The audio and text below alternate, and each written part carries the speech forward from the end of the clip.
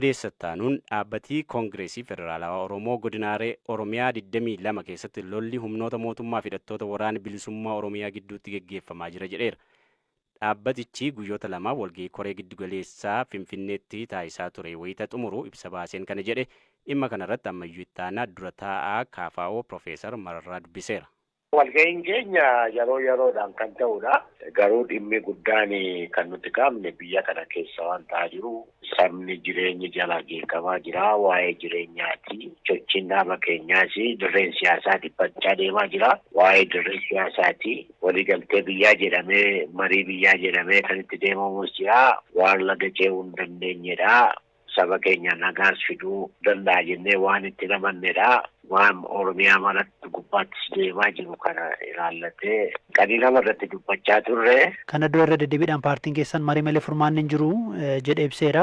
Ibsa amma baastan keessattis waan wal fakkaataa kaaftan marii malee furmaanni hin jiru jettanii qaamolee kaaniifis waamicha taasiftanii gama kaaniin immoo marii biyyaalessaa keessaa kan hirmaanne kana dura ibsaniittu ejjennoo jijjiiramee jira attamii ilaaltu isin? Inni marii biyyaa jedhamee mootummaan amma irra jireessa waan qoosaadha kan inni itti deemaa jiru. Marii dhugaa ta'ee marii hunda hammatee hunda caalammoo marii warra walitti bu'insa jiru kana warra qawwee qabatee lolaan bosona jiru kana dhiisiitii nuunuu hammataa hin jiru si jale warruma isaa walii galu wajjin komishinii dhaabee wajjiniin yeroo fixuudhaa fi yeroo ittiin bitachoo ta'e malee akka muuxannoo addunyaas haa ta'u akka jaarsummaa biyya kanaa jedhamee namni walitti araaramu ta'u sana keessa hin jiru wanti inni deemaa jiru kun.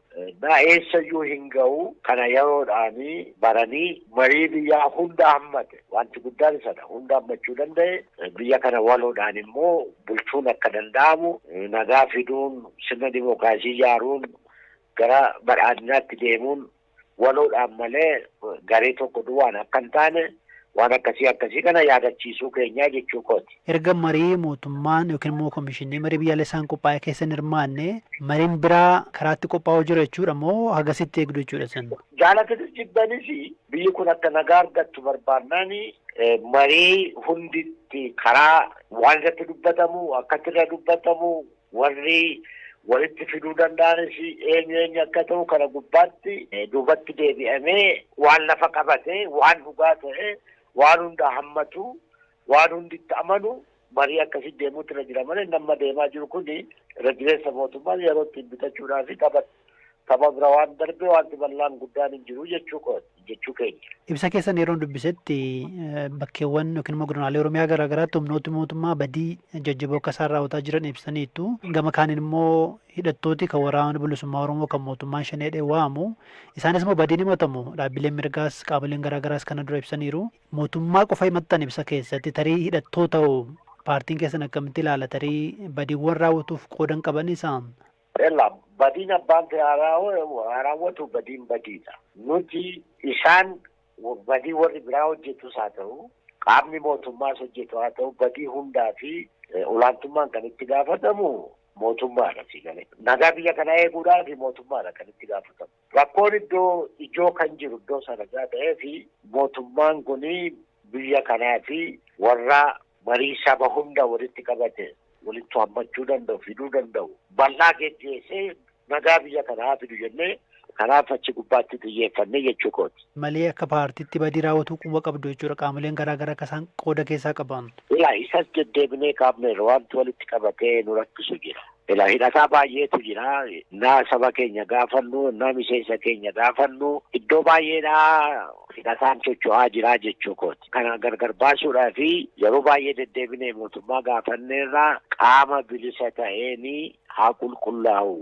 Qulqullaa'ee akka ta'utti gadi ba'e mootummaanis warra kanatti maqaa balleessaadhaaf wanti hojjetu jira jenneetu shakkina. Isas kan nuti deebinee gaafannu qaamni bilisa ta'ee akka hundi keenya fudhachuu dandeenyutti akka ilaalu barbaada. Namoota hooggansa haaraas filtaniittu kanaaf bakka obbo Baqqalaa Garbaas namni haaraa muudameeraami akkasiimi?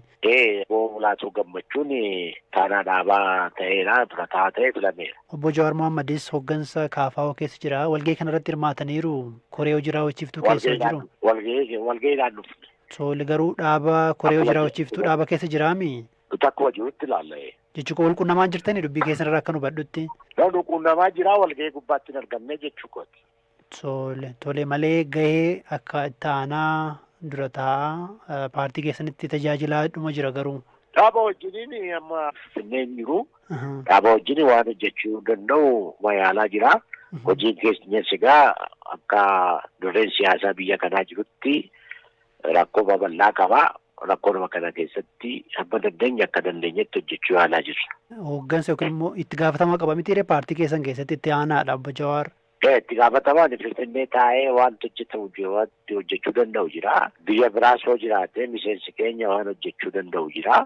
Isa kana gargar baafneetu malaallaa jechuu kooti. Kanaaf itti gaafatama dhaabiitti kennee hojjetaadhuma jirudha jechuudha Obbo Jawaar. Dhaabuu wajjin jira.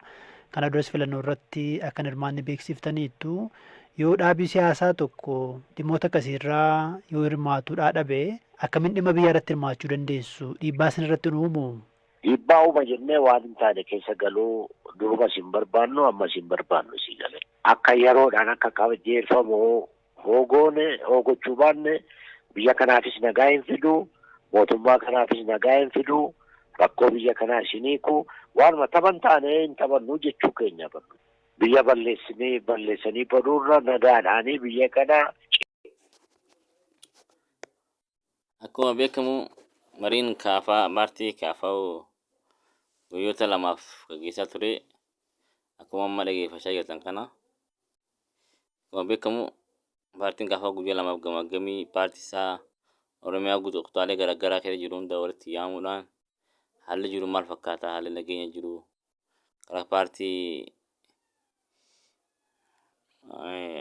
ABO'dhaatiin maaltu jira karaa paartii biyya bulchaa jiru maaltu jira kan jiru gamaggamii garaagaraa geessuudhaan rakkoo guddaa kan qabu mootummaadha jedhee ibsa baasee jira.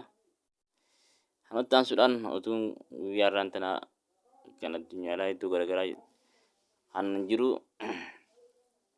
tarkaanfiin guyyaa kaleessaa deengedda galgalaa jechuudha.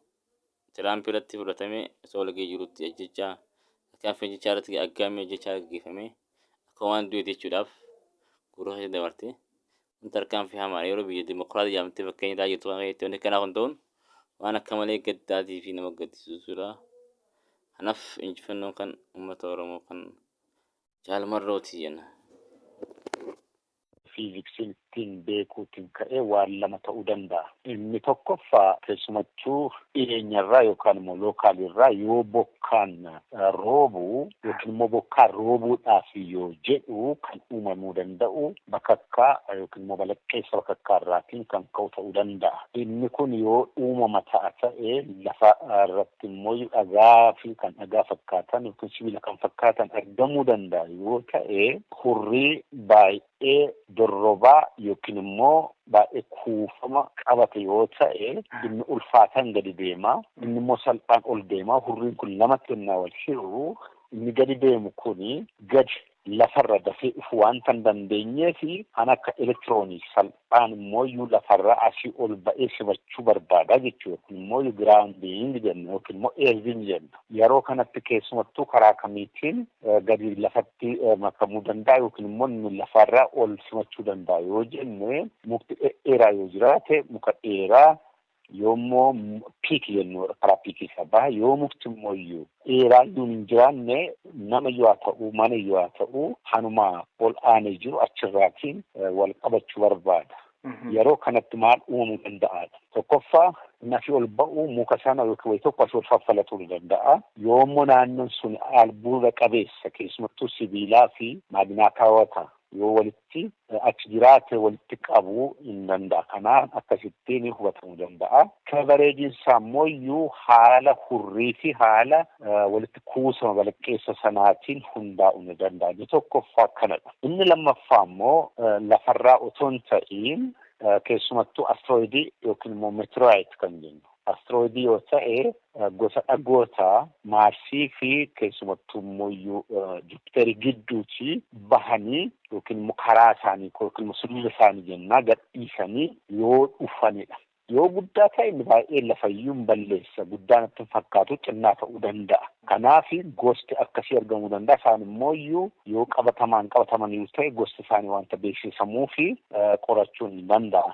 Akkasumas immoo yoommoo metroids kan jennu isa sana qaanqursa jechuu dandeenya. Isheen kan immoo qaanqursa lafatti dhufuu danda'a. Isheen kun immoo maal ta'uu danda'a? Metroitiin xixiqqoo taatee gara biiftuutti keessumattuu qorsa isa jennu waan itti gara biiftuutti kan fiigu yookiin gara lixa biiftuu yookiin immoo gara baha biiftuutti.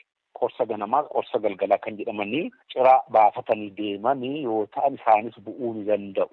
Yeroo kana immoo isaan immoo akka dhagaa jabaatoo ta'in lallaafoo ta'anii argamuu ni danda'u.